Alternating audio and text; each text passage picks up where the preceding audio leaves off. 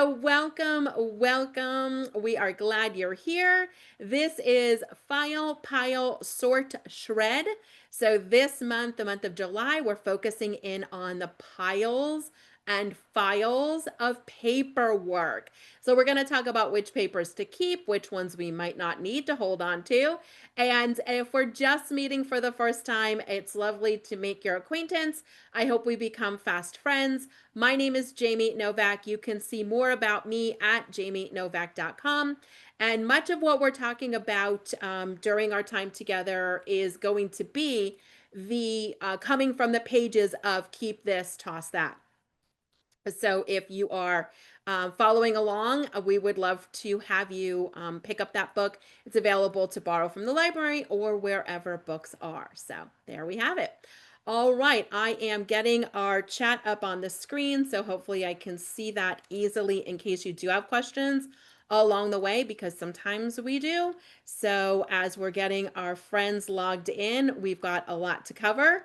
Welcome. And yes, we're going to start that share so you can see the pictures along the way.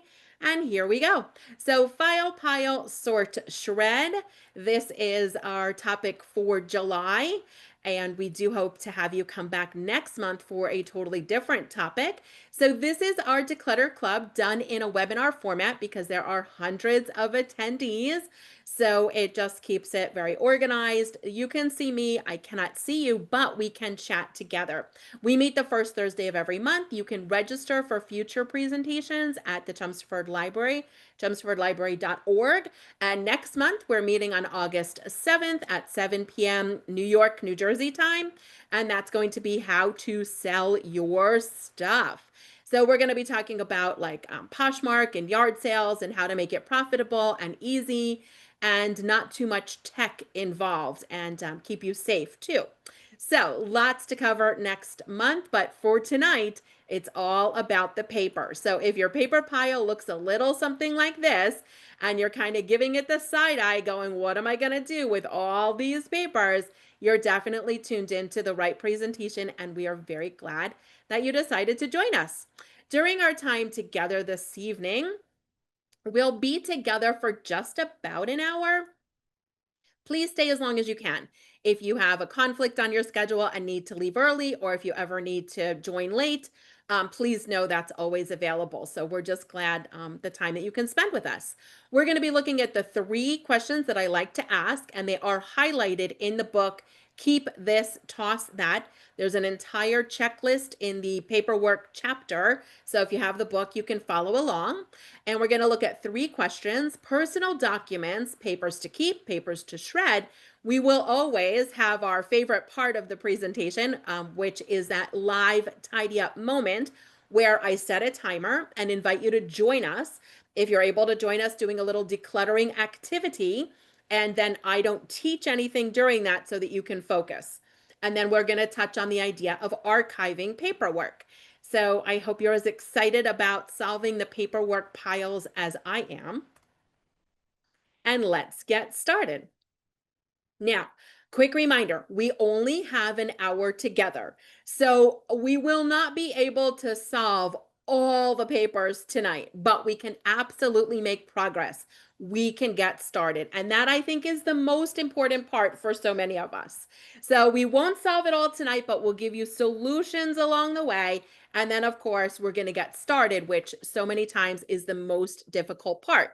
What to do first, how to stay motivated, and what to do with all the papers. So that is our plan. Let's jump in with the questions. There are 3 questions that I try to sort of cycle through when I have a piece of paper in my hand. So I want to share them with you now because I think they are really going to guide us in terms of what to hold on to, what maybe you don't need to hold on to, and if you're keeping it, where are you going to put it so you can find it again. Let us know in the chat with a yes or a why. Do you put things away and then we can't find them again? I hope I'm not the only one. I'm going to start us off with a big yes. Here we go. Yes. And a couple of exclamation points. I definitely do that. So you're in good company. You're not alone if you do it. I certainly do it. I've put important papers in safe places, and some of them I still haven't found. Here we go. Sometimes in lots of yeses. So thanks for chiming in. It makes us all feel very connected. So, what is this paper trying to tell me? So, this is a great question to ask first. There's a lot going on in the world, in our lives, in our day, in the moment, right? And so we pick up a piece of paper, or I should say, I pick up a piece of paper and I'm trying to process what the paper is trying to tell me. And sometimes because I'm just like almost mentally overloaded, there's like no more space for that moment, I'll put the paper back down to deal with later, which is usually not the best scenario for things because then we can lose the paper. So here's the idea. What is the paper telling me? So, as an example, I received a letter from the bank. It was a very formal looking letter. I imagined that it had something to do with one of my accounts. And in a way, it did. It was an announcement from the bank that they were changing their customer service number. I don't know why. They didn't explain why. It had been the same 800 number for all the years I've had the account. And then just surprise, we're changing the number. So that's what the paper was telling me. So, did I need that information? I suppose. But normally, what I would have done is just take that letter, put it on the pile of all the other papers to be dealt with at a later date. So, this is why we're asking the questions. What was the paper telling me? The customer service number was changing. So, all the papers are telling you something. This is a recipe of how to make a particular dish. This is an invitation to an event. This is the summer concert series about concerts in the park in your town. It's telling you something. This is your account statement. This is your current balance. It's telling you something. We sent your insurance through and your insurance paid the bill. It's telling you what was paid. So the papers are usually informing us about something. It's telling us something. So that's question one. What is it telling me? Most times I can understand them. Sometimes I have to get more information because sometimes I'm not even sure what they're sending me or why. But what is this paper telling me? So from there, we can look at question number two, which is, can I get this information easily elsewhere? But easily is really the key, right? So that letter telling me about the 800 number change, well, it's on their website. It'll be on the next statement that they send me. If I call the old number, it will probably play a recording directing me to the new number. So, can I get this information again easily? I would think so. Now, sometimes that's not always the case. Sometimes it's a family handwritten recipe, in which case it only exists in that one way. No, I could not get that information again easily. When we start talking this evening about things like bank statements and investment statements, some of you may tell me, oh, yes, I could totally get that again easily. I can call the 800 number, I can log in online. And then there's going to be others of us here tonight that go, oh no, not easy. I don't have easy access at home. I'm not comfortable with the computer.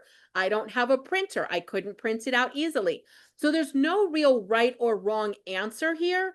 I'm just encouraging you to walk through these three questions to help us better evaluate which papers to keep and which to toss. Because in just a bit, I'm going to share a staggering statistic with you about the papers we keep.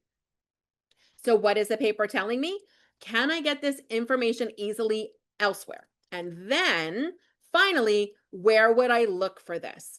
So, let's go back to the example of the letter with the 800 number being changed for customer service. What is it telling me? There's been a phone number change. Can I get it easily elsewhere? I believe so, but where would I look for it? Well, I have that phone number programmed into my phone in case I need to call the bank. So, what I would have done before would be bring in the mail, let it sit. It kind of marinates a little bit, right? Then I finally open the mail, read the letter, not quite sure what to do, put the letter down to be dealt with another time. New plan is bring in the mail, go through the mail during my office hour once a week, open the letter, read the new number, immediately grab my phone and change the contact number in the phone.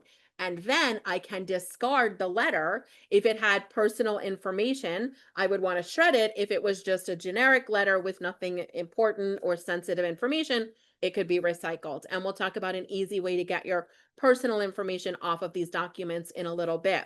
So where would I look for it? Now, the next time I go to call the bank, if I'm using it for my contacts, it's already been updated. I don't have to look for the letter. I don't have to remember it changed. So you maybe see how a little bit of a tweak in how we are addressing some of these papers can make all the difference for quite a bit of it. So very excited about it. Yay. Okay, so 3 questions. In fact, before we move on, and I'll give you that staggering statistic in just a minute, let's just recap because we're not going to solve all the papers, but the 3 questions can solve a lot. What is this paper telling me? Is it easily available elsewhere? And where would I look for it? Because if you're going to keep it, I want you to be able to reference it again. Otherwise, why did we save it? All right, well, we're going to do a little drum roll now because I'm going to share with you a staggering statistic that 90% of the papers we keep are never referenced again. 90%. And in fact, newer surveys have actually brought that number a little bit higher. So somewhere around 90% of the papers we keep, we're never even looking at them again. So think about if you went to physical therapy and they gave you maybe a little chart of exercises, you've done the exercises and then we save the chart. We're clipping out recipes, or maybe that's just me clipping out recipes that I never prepare, brochures and summer concert series, but you've transferred the information onto your calendar. So this is where, again, we're going to kind of go through those questions because I did receive a little newsletter from the town that had some different events that were happening over the summer, including the summer concert series. But what happened last year is I didn't move that information onto my calendar. So I missed every one of the concerts because I wasn't looking at the flyer. So where would I look for the information? So key.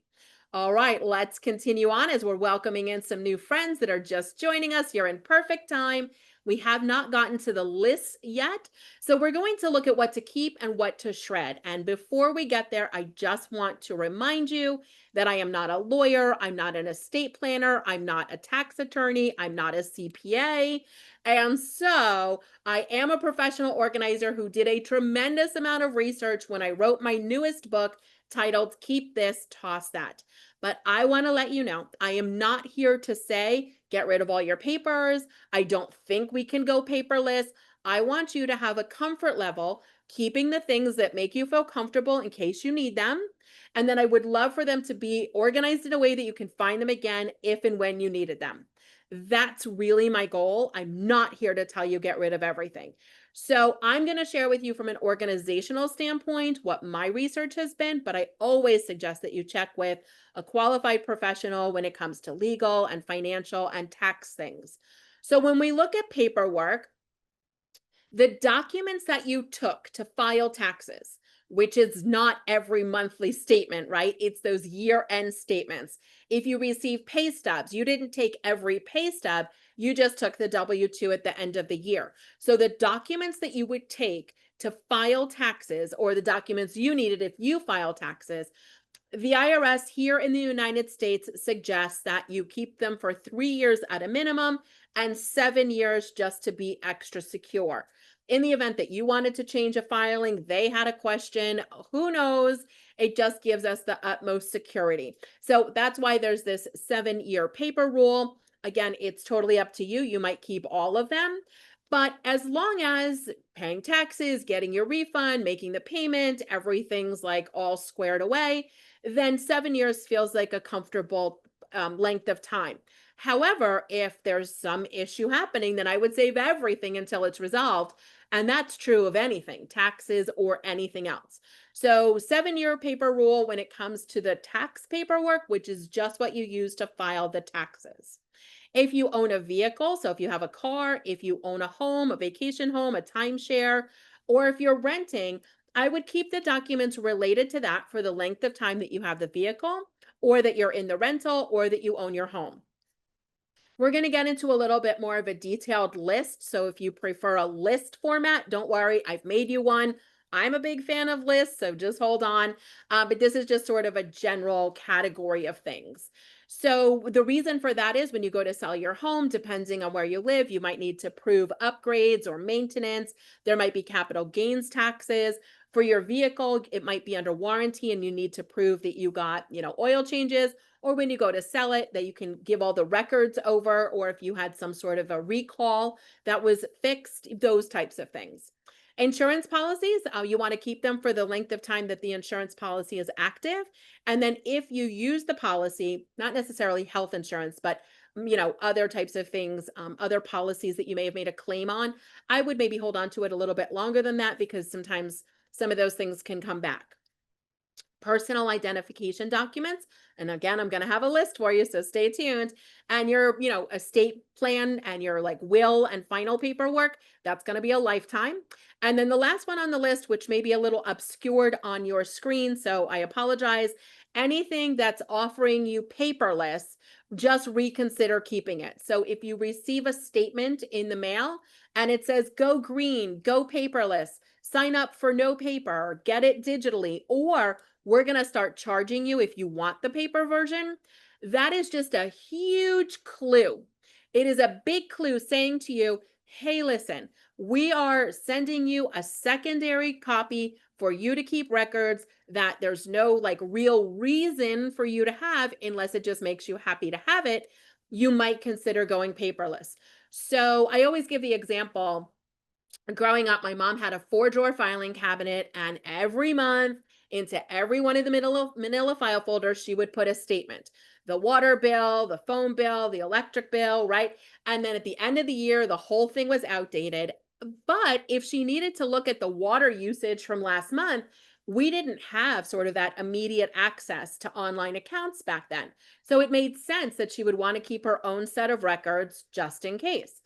However, now, if you feel somewhat savvy on the internet or calling the 800 number, all of these things are readily available because the companies have to keep them for a lot longer than maybe you'd ever want to.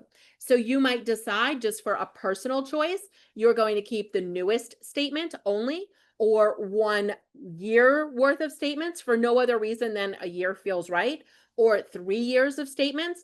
But for those of us that have vintage statements, and let us know in the chat, do you have vintage statements? This would be like a phone bill from 1925, bank accounts for banks that are no longer even like a bank that's running. So let us know, do you have vintage paperwork?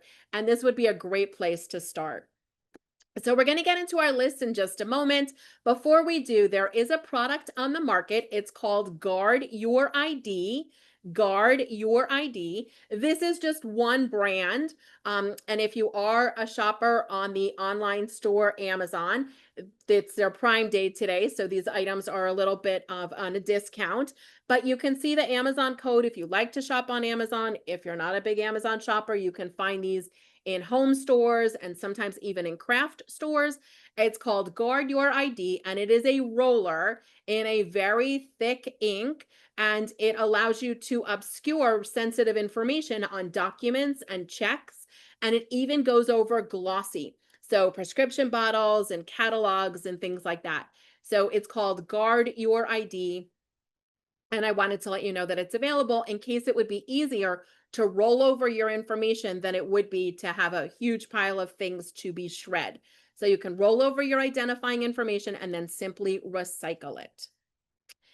So let's get into some very like detailed categories. And then in just a bit, I'm going to offer you the opportunity to join us for a little teeny tiny tidy up where I'll start a timer. And if you wanted to go through a back of a file drawer, or if you wanted to work on any other, category of decluttering, this would be a great chance to do that. So we'll begin with financial. And one of the things that you might want to do is to start a little statements binder. So this is just a 3-ring binder, like you would get for going back to school. Shop at home, you probably have a binder that you could repurpose. So you could put in some clear plastic sheet protectors. You could go ahead and add a little pencil pouch. You could add some pocketed folders or some tabbed dividers that have pockets. because I'm not hole punching anything. I'm not even sure where my hole punch is. Then if I use it, it's going to make confetti. Then I'm going to have to get out the vacuum, and I'm supposed to be filing, but now I'm vacuuming and it looks like we had a party in here because there's confetti everywhere. So I'm not hole punching anything, but you could use one 3-ring binder for basically your like financial picture. The way that I do it is with statements. So we're pretty much call it like the middle, beginning to middle of July. So if you started now and went through maybe the end of August, every bill you pay, every statement you receive, you could take a copy of just the first page. So if you had a credit card bill, the extra pages about the charges and stuff don't matter. What matters is that first page because it's got the company name, the investment, the bank, the credit card, the utility. It's got all the information, their 800 number and their website and your account number. Then directly on that statement, I am writing, if I have an online account with them, the email address, the username, and the password. I'll write down the answers to the secret questions. I'll write down that 2-step verification, like they're going to send a code and the code will go to the email or to my phone number. So now I have a full picture. And for me, it gives me great peace of mind that in one place, not a filing cabinet, not in piles, in bags and things, one place, I can open up this binder and know all the accounts I have, the full financial picture. Also, because I do a lot of the bill paying for the household, it gives me great peace of mind that if I was not available, my husband can come to this little binder and know all the accounts and all the access because he's not really too much with the computer. Like he's not even really sure how to turn it on, but someone could help him. Like it's just not his thing, right? He'd rather be out tinkering with his Ford Mustang that he's restoring. So I'd rather pay the bills than try to put that thing back together for sure. I can tell you that. So we've got our statement binder as an example. And if you're like, no, I don't want a binder, I like my files, or I would do an accordion file folder, or I'm going more paperless. And so I've archived this on my phone, but I don't need the paper. Great. Now there's probably someone saying, but Jamie, isn't that going to be all your personal information in one place? It sure is, which is why you could label it asparagus recipes and keep it in a safe place at home so that in the event you're having, a party and it's people that you don't necessarily trust, you don't know them that well, we don't want anyone, taking all your financial information. Not that I'm sure what they would do with it, but we want to keep you safe. So you can check online to see what you have access to. And I really surprised myself when I went online and I looked up like my different accounts and I could see going back 7, 10 years of statements. And it gave me great confidence to know I don't have to keep 7 years worth because they do. So I was able to really allow myself to start letting go of things that I was holding on tightly to because I knew I could get them easily and at no cost. So a financial binder, I love it. So many of you are chiming in and saying something similar. Cheryl's got that and Debbie loves the roller. Thank you so much for sharing with us. So financial is just one. You may have a folder or another binder you could do for vehicles. So if you have your car, a boat, an RV, a motorcycle, a Ford Mustang you're putting back together, maybe it's a binder, maybe it's a file folder, and check online to see what you have access to. If you take your car into a dealership for maintenance and it's the only place you go, ask them. Oftentimes, their records, they're able to just give you a printout. When we purchased a car, we were able to get a printout from the previous owners of everything that had been done to the car. They didn't have to keep the records because they always went to the same place. So you can check with your mechanic or dealership to see, are they keeping the records? Then maybe you don't have to keep duplicates. But you might want to keep receipts and records for repairs and maintenance until you no longer own the vehicle. It just can really help, especially if you're turning it in at the end of a lease. Did you do all the things they said you needed to do? And sometimes you need to prove that. And then selling it to have all the records, you usually get a higher price for it because it shows how you've cared for it. So vehicles is the next one on our list. And then comes medical. So I can tell you that when I walk into a doctor's office, I bring a different colored binder. It's red because I always sort of associate medical with red for some reason. Maybe you do too. And I would say that I walk in and it really is my own medical chart. So I'm keeping one for me, I'm keeping one for every family member, and I'm keeping one for our dog Delilah when she has to go to the vet. And it's not everything because, of course, it couldn't be, it would be huge. But when I walk out of the doctor's office, when I finish paying and checking out, I just ask them for a copy of the notes from that day. And I've got a business card. I've got the most accurate blood work and the one prior to that so we can compare them. I've got specialist business cards and who saw which doctor when. It's all just there. So when they say, "When did you have this done?" Something else I keep right in the front of the medical binder is a copy of that form that they usually make you fill out all the time about the different things, like who medical history and who had this when and all of that. So I love we've got some questions coming in about how to keep this safe. And in just a moment, I have the answer to that. So thank you for thinking ahead and stay tuned. It's coming up. So again, check online because if you have access to a My Chart or an online chart or a doctor patient portal, so much of what you might be keeping in paperwork is actually easily available. If you don't log on online, if you can't print out your lab results, then you're probably going to want to keep the paper version, or maybe you want to keep the paper version also. But we want to know where it is. It's just so frustrating to hold on to stuff. And then when you need it, you can't find it anyway. And then you end up going to get it somewhere else. All right, so we'll continue on from here. I hope this has already been super helpful and you might be getting excited about that timed moment. So stay tuned because we'll certainly be doing that in just a bit. If you are renting or if you have a home, a vacation home, you might want a home binder. Again, we're talking about something like a 3-ring binder, but this is where you're keeping receipts and records for maintenance and upgrades, paint colors for rooms, and who you used for plumbing or electrical. And if you are going to be selling a home, then I would probably keep records related to the sale. Plus 3 years is usually a good length of time, but your closing attorney can help you determine what that good time frame would be. Just in case something comes back, you'll have all your records. So there you go. All right. And then personal. So in just a moment, there's going to be a handful of slides that are going to have some bullet pointed lists. Should you wish to take a picture of the screen, you're welcome to do so. No one's videos but mine is appearing on the screen, so you're welcome to do that. If you own a copy of Keep This, Toss That, it's already in the book for you, so you don't need to do that unless you want to. So we're storing our personal documents in a safe location, which was brought up in some of the questions. So we're going to look at how we can do that easily from home. And we do want to make them easy to grab and go. If you've been watching any of the weather or the news, you just know how quickly things in your area can change. Just the other evening, there was an issue with the building next door to me, and it was late at night, and the fire and police responded, and they asked us to leave our home until they could figure out what was happening. Thankfully, everything was okay, but you just never know. And to give yourself that peace of mind, we're going to talk about how to make these documents easy to grab and go. So let's take a look at some personal lists, and then we're going to take that moment to do a little decluttering together.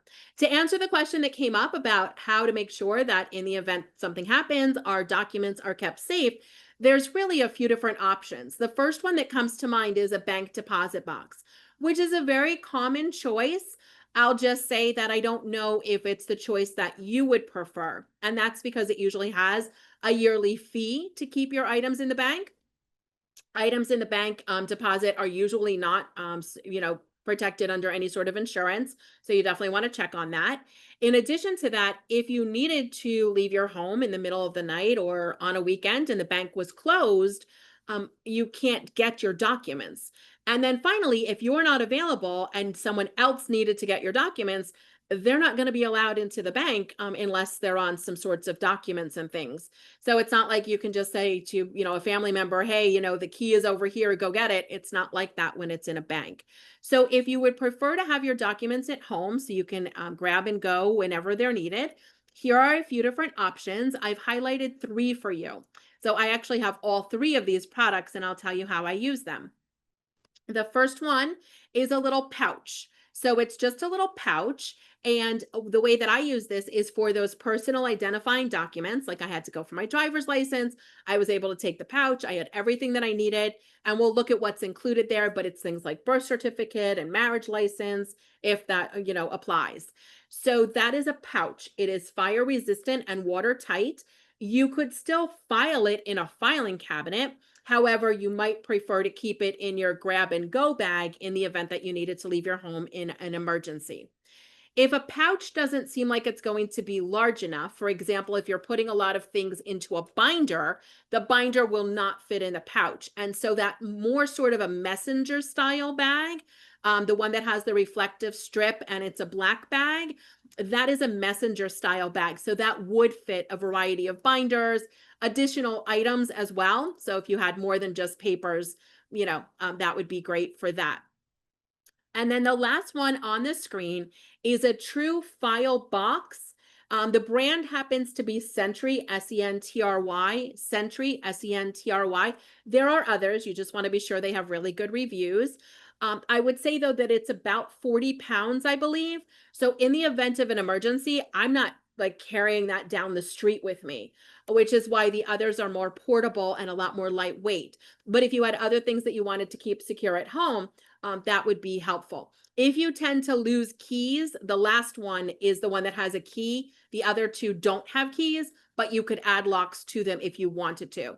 So we hope that they wouldn't be stolen. I would suggest, disguising them at home. So if you came to my house, you would find this Sentry file box in an ottoman that has blankets on top. So if you lifted up the ottoman lid, you'd think it was just throw blankets in the living room, but it's not. So, as with anything, we want to keep it safe. All right. I hope that that helps. And let's jump into some of those lists. So there are just some vital documents. I know the list looks very long. The chances of you having everything on this list, it's kind of slim. I don't think you'll have everything, although you may. But we're looking for those vital documents. So your birth certificate, if your birth certificate is in another language, you may have had a notarized translation, so you'll want that too. If you have a business, you may have formation documents like incorporated or LLC documents, citizenship or naturalization papers, death certificates for those that have predeceased you. Do you have to have it? No. If you don't have one for someone that's passed, it's okay. It just can make it a lot easier when you need to prove, like, the lineage of different items. Divorce decree if it applies, a copy of your state ID or driver's license, the original one that's not expired, you're probably carrying with you, a firearms license if it applies, a marriage certificate, pre or post nuptials, military ID and or discharge paperwork. That'll go along with the last one on the list, your veteran's ID, passport, old and new, religious certificates, and social security card. So you probably don't want to carry your original social security card with you unless you need it for a specific reason. But then I would come home and put it away. I often tell the story of my uncle who won a all exclusive paid trip and almost missed it because he didn't have his passport and he couldn't get his passport because he didn't have his birth certificate. And he lives 3,000 miles from me. So he had to send me a letter notarized that I could go get his birth certificate. Then I had to overnight his birth certificate. Then he had to get a really fast passport, and he just made it on the trip. There have been other attendees of previous programs that have mentioned missing trips altogether because of lost passports. So we don't want that to happen for sure. So it's a pretty short list. I know it looks a little overwhelming, but you just check them off one by one as you find them. Make sure they're all still, correct and everything's in good order. And then we keep them for safekeeping. A couple of other documents, estate planning documents, like a durable power of attorney. And that's the one that allows someone to step in if you're not available and pay bills on your behalf. And advance directives. So that's going to be where you say to someone, these are the medical care that I would like if I'm not able to make that choice for myself. If you have a cemetery plot or deeds or prepaid funeral arrangements, and any sort of a will and additional documents like codicils. Your healthcare proxy, that's again the person that can say, these are the things that I would like done healthcare wise if I can't make those decisions for myself, and a copy of any medical insurances. And then the insurance policy itself, which is sometimes like 100 pages. And we don't actually need to keep all 100 pages safe. The most important page is usually like the third or fourth page, and it says declarations right across the top. Declarations. And it is just a summary of the policy on one page. And that's the one that's the most important. So for auto and collectible, renter or home, life, long-term health, dental, disability, umbrella policies, and pet insurance as well, which is all a big mouthful. But my best guess is you already know which insurance policies you have. We just want to gather them together and keep things organized. And then finally, we're looking at financial. So if you have appraisals of personal property, a list of bank accounts, or one of every statement in your statement binder, certificates of authenticity for different collectibles and things you may have, a list of current credit cards, a list of investment. And a lot of this probably exists if you use an accountant or with your bank. So it already exists. It's just if you want to pull it all together.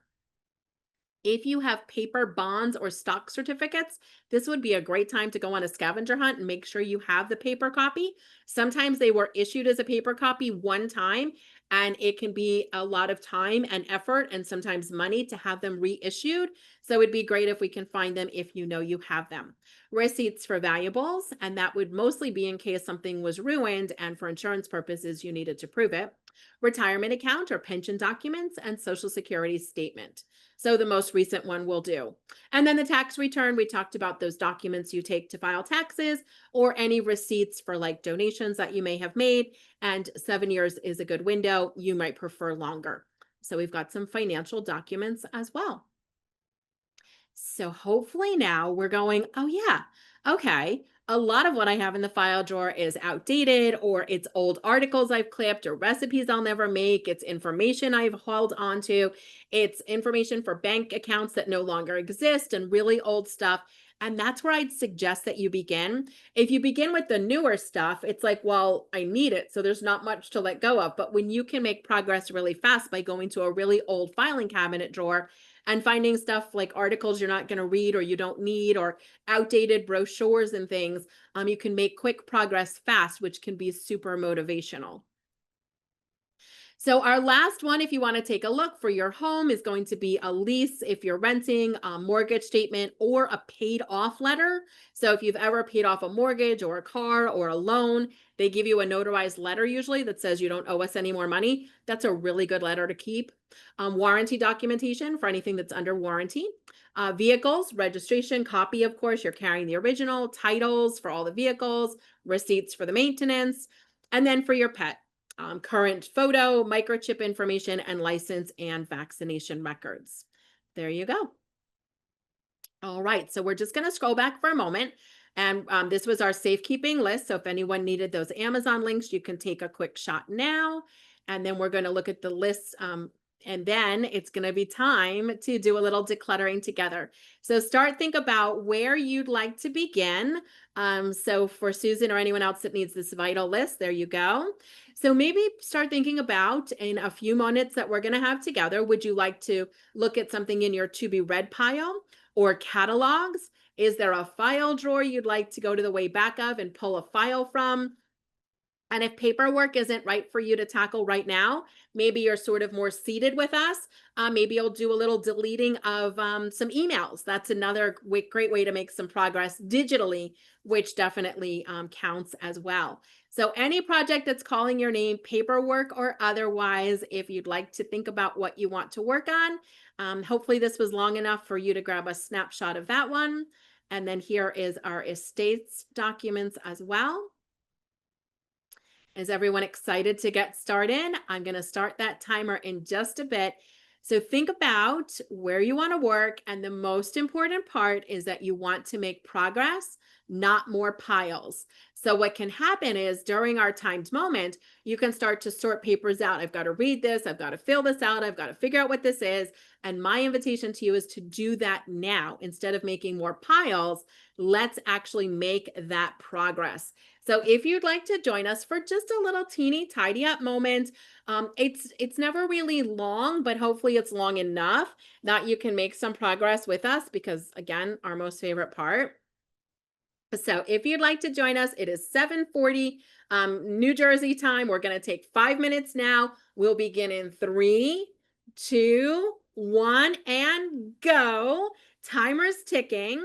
Let's see which papers you can find to sort through, discard, shred, read, process. We're going to take 5 minutes on our timer. Please join us if you'd like to. We'd love to have you join. Timer's ticking.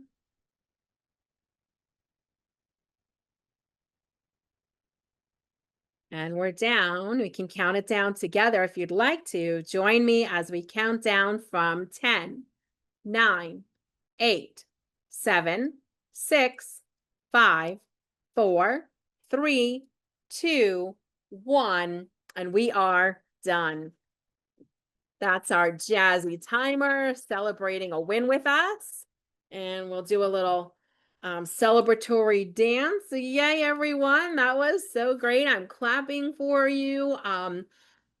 Certainly 5 minutes is not enough time to tackle years of paperwork, right? But it gets us started. And maybe what you noticed is 5 minutes was longer than you were expecting. So going forward, 5 minutes here, 10 minutes there, instead of waiting until you've got a whole week or a whole weekend or a whole day to deal with papers, which honestly doesn't tend to go as well, in my opinion, because there's so many papers to read and it's so time consuming and you have to decide and there's so many decisions and then you get decision fatigue and you don't even want to look at another paper. So I don't actually find that whole days are as useful as these little short bursts of time. And in just a bit, I'll share a strategy with you to hopefully stay more on top of the papers that are coming in. So congratulations if you were able to join us for that timed moment, whatever you did. And we'd like to know what you did if you'd like to share it in the chat. It's always optional, but we love to just join us there and tell us. So here we go. Yep. We are looking at files for cars no longer owned, outdated policies. Marcia said, so long, so long, so long. I love it. If you'd like to repeat anything, don't worry. We're going to do a little recap at the end. So I'd be very happy to show you everything. We're going to continue moving on and then we'll do a little recap.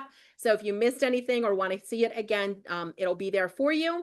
Quick reminder, this is a webinar, so we can't see or hear you, but the chat's open. The Q&A is also up. So if you'd like to ask a question that way, please do.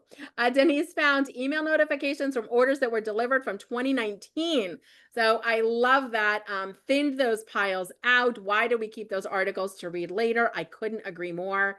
Yep, setting that clock 2 times a week to go through the papers. Laura, that's inspiring.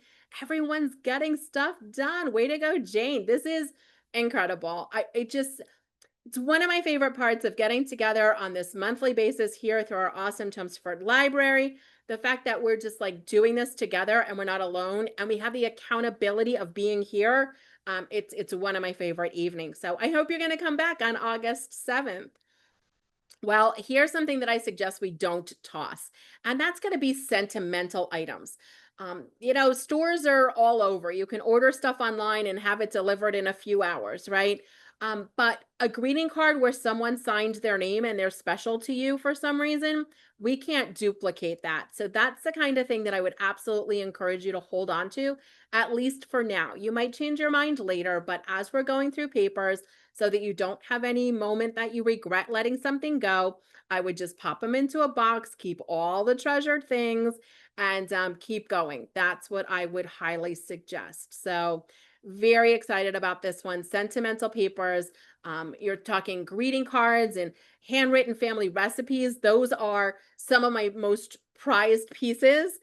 Some of those family recipes are actually in that secure bin in case I needed to leave quickly. I still have at least one from everyone that wrote something special. Letters and postcards and even old address books, because if you at any point start to do any genealogy in the family, those old address books can be really helpful about figuring out friends and family and things. So where are we going to keep these sentimental items? It depends. It depends on how many you have. It depends on what level of sentimentality there is. For example, I mentioned a few of those recipes are in the pouch in case I needed to leave my home. I like to have the actual card. Someone else may say, well, I'll just take a picture of it. I don't need the actual item. For me, I like to like actually have what someone else held, but that's just a me thing. So yeah, little by little, I would just say for now, gather them together in some sort of a bin or a box, a single drawer. Shop at home. You probably have something that you can repurpose for storage, decorative hat boxes or some other containers. And then we can start to figure out how much you're going to hold on to and what you're going to keep. I ended up with one greeting card from every special person in my life, the one where they wrote the most, unique and special thing, or if they just signed their name, but that's the only thing I had from them. But why not take a walk down memory lane? It can be really hot outside, staying indoors in some air conditioning and sending pictures. I'll send pictures of things, text them to my sisters and say, "Look, mom wrote this or dad said this," and all of that sort of a thing. So Beatrice and I are of the same mind. We love shopping at home instead of rushing out to buy a new container, seeing what we can already use that we have. I absolutely love that. So, yay. All right. Melissa's wondering, what do you recommend to do with all the miscellaneous little notes that you want to remember? Oh, great question. So it probably won't come as a surprise that I'm going to pull out another 3-ring binder. This is just a me thing, but you can do a binder with A to Z tabs. You could also do an old address book that doesn't have a lot of addresses in it. So it already has the A to Z tabs being an address book. So Melissa's asking about that. The way I use them is, let's say someone gives me a show to watch. Under T for TV, I can put it in there. Someone gives me a gardening tip. Under G for gardening, I can put it in there. Someone mentions like, oh, if you go to this day trip, it's a great day trip idea. Under D, I can put day trip. A cleaning tip under C, because I've got all these little bits of information and I just make one single book out of them. But the way I do it is alphabetical. You could do it by category too. That would be a different way to do it. Yes, we're absolutely going to circle back to those lists. It sounds like that would be really helpful. So we'll do that in just a bit because I know we're going to have to close out. It does take a long time to go through these things, but if it's special and you take a walk down memory lane, just go for it. So I love that so many of you are telling us what you got rid of. It's so inspiring to just like be free from all the stuff. So yeah, it's such a weight, right? The paper can be such a weight. All right. Well, as we wrap up, and then we'll circle back in case you want to see any of those lists again. I know there's been a few requests. Archiving. So this might be a step that we're missing, and it might just be the key to staying somewhat clutter-free when it comes to paper. And it's the idea of archiving. So for me, one time a year, which is usually in the spring around taxes, I archive the old year. This is what businesses do. I'm assuming libraries probably do a similar thing. So we're archiving. So the idea that you maybe have a file drawer in a kitchen or a desk or with your current files. Well, next year, you're not going to need all of those with that easy access. So you could box those up, put them a little bit away so they're accessible, but not as easy to access, which frees up the drawer for everyday stuff. Otherwise, the drawer stays cluttered. Now it's full. Now we make piles. Then we make the next year's piles. And all of a sudden, we have piles everywhere. So archiving, I think, might be a step that we've missed along the way. So I definitely wanted to highlight that for you. And then in office hours. So once a week, does it have to be a whole hour? I don't think so. But you'll see how long you need to actually process the papers and catch up on the activities related to running your life. And it's probably no surprise that there's a lot of activities related to running a very full life. Register for this and sign up for that and follow up on this and start the party planning for this and process the paperwork for this and pay this bill. There's just a lot going on. So a dedicated time where we're working on this can be just the strategy we need to stay on top of it. So read the to be read pile, process the mail. An office hour can be just what you need. You're running a life. You need an office hour, in my opinion. Well, I want to thank you so much for joining us. I know you have a lot of choices as to how you spend your time. And the fact that you took an hour to spend it here with us, it just means so much. So thank you very much for spending some time with us. We do hope to see you next month. And I want to remind you that this entire series, this monthly series, is brought to us by the awesome Chelmsford Library. You can find them at chelmsfordlibrary.org. The Friends do so much for the library. See what they have going on at chelmsfordlibraryfriends.org. You can get a library card and borrow museum passes. There's summer reading and summer concerts. And of course, there's the Library of Things and the Fix It Clinic. So libraries, you don't just have to borrow books. There's so much more, and we can fix things so they don't end up in the landfill, and we can save money. I see all the lovely comments coming in the chat, so thank you. You can follow me at jamienovak.com, where you can see more information about the book and print a free calendar, listen to the podcast, and all sorts of things like sign up for the newsletter. So for Just Becoming Friends, please pop over to jamienovak.com.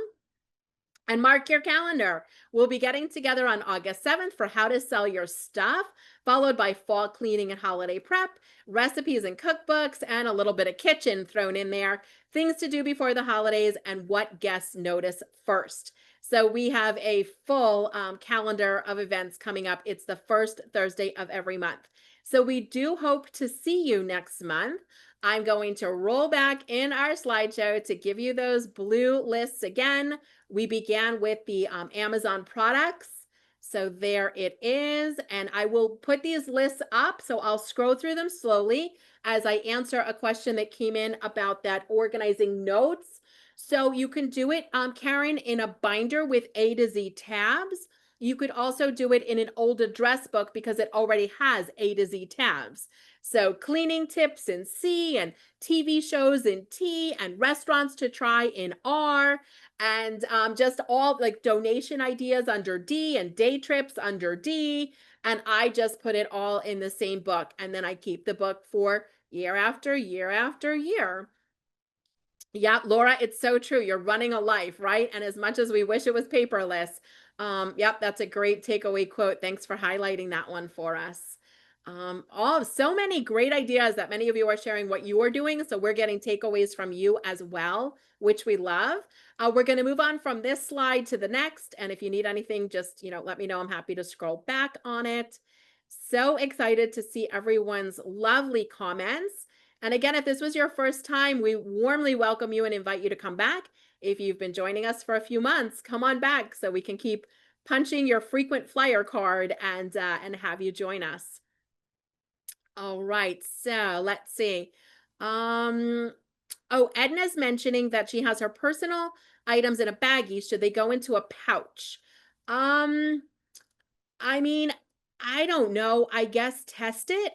So if you're doing it like in a Ziploc bag, I think the pouch is sturdier and the pouch is fire resistant. Your baggie is not going to be that. So if it was me, Edna, I would, just for all the reasons to keep things safe. Because I don't even know how waterproof those bags are, but the fire piece is the other, and the durability of it, right? Because a little tear in the baggie versus a very thick insulated pouch, it's very different. So, Joe, thanks for highlighting those upcoming programs. I hope that helps everyone decide. Oh, I love that, Vivian. Mom's correspondence in a cool round hat box. Yes, shop at home, use those boxes, because what else are they really like useful for? Because a round is such an unusual shape. But then it's special too. And it's almost like decor and special items. So thank you. Joe's asking about booking me. I think if you belong to a club or an organization, a corporation that does lunch and learns, or if this isn't your library and you wanted to see if I could come to your library, you can reach out at jamie@jamienovak.com. That's my email, jamie@jamienovak.com to inquire. So thanks for asking. If you were thinking I could give a presentation for your group or something, that would be lovely. So thank you for asking. We're moving on to the next list in case you're grabbing snapshots.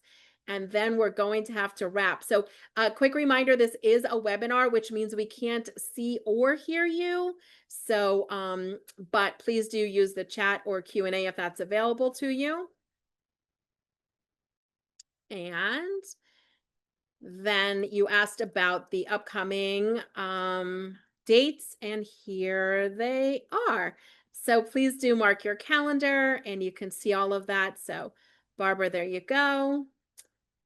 And yep, Denise, I agree. The pouch bag. Yeah, it's just it's ready to go, right? So when we do the presentations on getting ready for an emergency with that little backpack that you could walk out of your home with that had everything you needed to survive, you know, having these documents there is a really good place or easily accessible to grab and go. So we never really like to think about those emergency situations, but it's kind of always on your mind until you prepare. And then you prepare and you're like, I'm prepared. So there you go. Yay, yes. Oh, I love that this is really helpful. Joy, it is doable. We're doing it. We're doing it. So thank you so much. I love that my approach is working for you. So I appreciate that feedback. Carol's asking, do you need to register for each of the sessions individually? Yes, you do. And so I hope that that works. Sorry to make you do a couple of extra clicks, but it's each one individually. So yes, you want the link to register. Hold on one second. I can stop our share and share that with you in the chat. So probably, let's see, hang on one second, and I will pop that in the chat for you. So here we go. If you go to August 7th here, okay. So we've listed them all together for you. So I'm going to put it in the chat. If you can click the blue link in the chat, it will take you there. So this is what it'll look like when you get there. So it's August, September, October, November, and December all on one page. So if that's helpful, you can see everything right there. And you can also do it from the library's calendar as well. And Joe popped that in because he's always on top of things for us. So thank you for that, Joe.